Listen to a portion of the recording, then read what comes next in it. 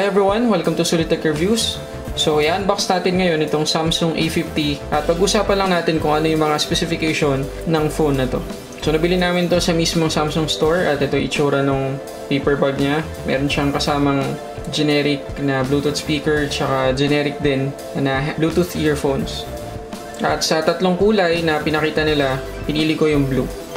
Okay, so ito na yung box. Nabuksan to sa store kasi syempre check nila lahat-lahat. Dito sa likod, andyan yung full specification ng phone na to, pero mamaya na natin pag-usapan yan. So tingnan muna natin yung laman ng box.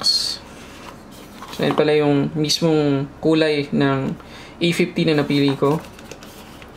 Meron pa siyang isang box na kasama dito sa loob. Yan, ito. Nandito yung case. Yan, jelly case na kasama, transparent. Medyo makapal din, medyo makapal. Hindi katulad nung jelly case na usually na nakikita natin sa mga Xiaomi phones. Yan, tabi muna natin. Tapos, documentation. Siyempre, hindi mawala yan. At ito na yung mismong unit. Ayan ang kulay nyo. Kulay blue. Natawag nila dito sa likod or sa body ng A50 ay Glastic. Pinagsamang glass tsaka plastic. Pero plastic pa rin siya. Ako, mas prefer ko ang plastic kaysa sa glass. Sa ngayon, kasi nawabasag pa rin yung mga glass na phone kahit na naka-Corning Gorilla Glass pa sila. Anyway, yan, makikita natin yung tatlong camera sa likod. Tapos, yan, tatanggalin natin yung plastic.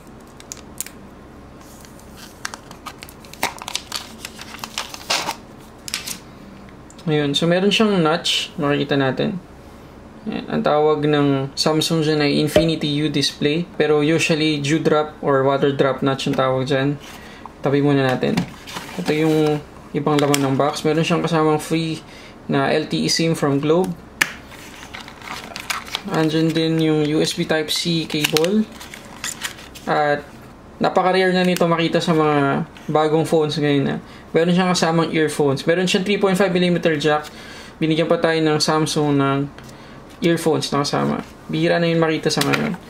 Lastly, makikita natin dito yung charging brick. At itong charging brick na to, na nandito na sa loob ng box ni A50, ayan, fast charger na rin siya. So, napaka-generous ni Samsung para bigyan tayo ng fast charger plus earphones. So, in-open ko na siya ngayon. So, ito muna yung ilang specification ng phone na to.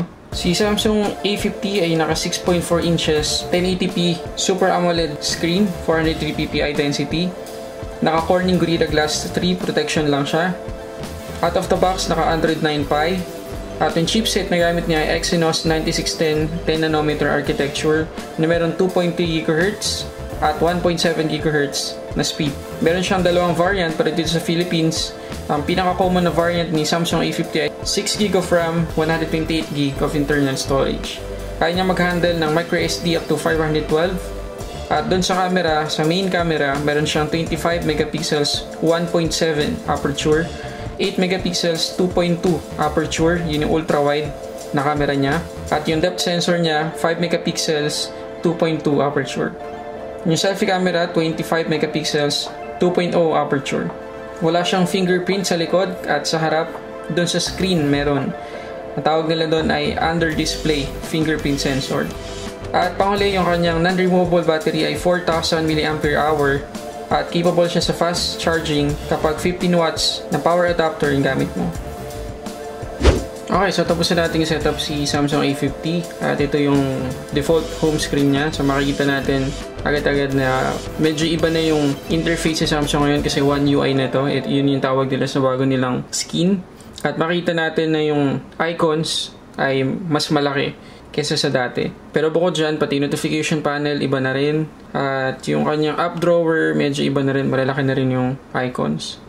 Pati yung settings niya, yan, medyo nagbago na din. So, lahat yan pag-uusapan natin sa full review ng phone na to. At nakalimutan ko palang sabihin, andito yung SIM ejector sa ilalim ng box. Tapos, meron na naka-apply na screen protector dito sa A50 pag binili mo siya. So, hindi mo na kailangan intindihin yung protection ng screen Although, katulad ng sinabi ko kanina, naka Corning Gorilla Glass 3 na siya, hindi ganun ka laking protection yun. Kasi medyo outdated na yung Corning Gorilla Glass version niya. Parang sa Pocophone F1, parang ganun lang din yung protection. Pero, at least meron. So, first impression ko sa screen, sobrang ganda ng screen. Iba talaga pag AMOLED eh. Iba talaga yung screen ng Samsung kumpara sa mga LCD na mga bagong phones ngayon. Iba pa rin talaga yung AMOLED. At dahil AMOLED to, i-expect natin na talagang power efficient to. Magtatagal talaga yung battery life nito. At pati yun, ito-test natin sa full review. Pag-usapan natin yan. So, pakita ko lang sa inyo, bago natin tapusin to, pakita ko lang sa inyo itsura ng camera application niya. Yan. Yan na siya. Hindi ko pa alam kung paano mag-switch dun sa wide angle na camera. Pero yan yung itsura. Meron siyang live focus. Meron din siyang pro. Yan, para ma-control mo yung ISO, white balance, at iba pa. Meron din siyang panorama. Video, slow motion, hyperlapse. Okay. Sana matest natin lahat ng modes na yan. Pero pag-usapan na lang natin ang susunod. So, ang gagawin natin ngayon ay magkakaroon tayo ng test. Ngayon ko lang ito gagawin. So, ililipat ko yung SIM na ginagamit ko dun sa Pocophone, which is yung daily driver ko ngayon.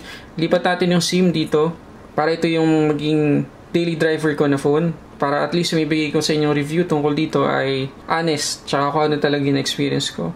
At masabi ko sa inyo kung sulit ba talagang bilhin yung Samsung A50 kumpara dun sa iba pang mid-range phones na ka-level ng price tsaka specification ng Samsung A50. So, gawin natin ng ngayon.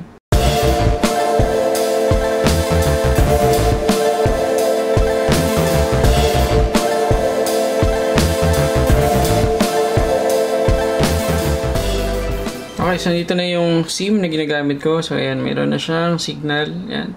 So, ito yung gagamitin ko for siguro 3 days. Tapos gagawin ko siya ng full review para mapag-usapan natin yung experience ko mula dun sa interface, sa camera, sa performance, sa gaming, lahat-lahat. Okay, so yun lang muna guys. So maraming salamat sa panonood. Make sure na nakasubscribe kayo para pag lumabas na yung full review ko dito sa Samsung A50, ma-notify agad kayo. Click nyo yung notification bell. Malapit na tayong mag 40k subs. So konti na lang. Yun, maraming salamat sa support guys. Para sa samot-saring unboxing reviews, this is Sulit Tech Reviews.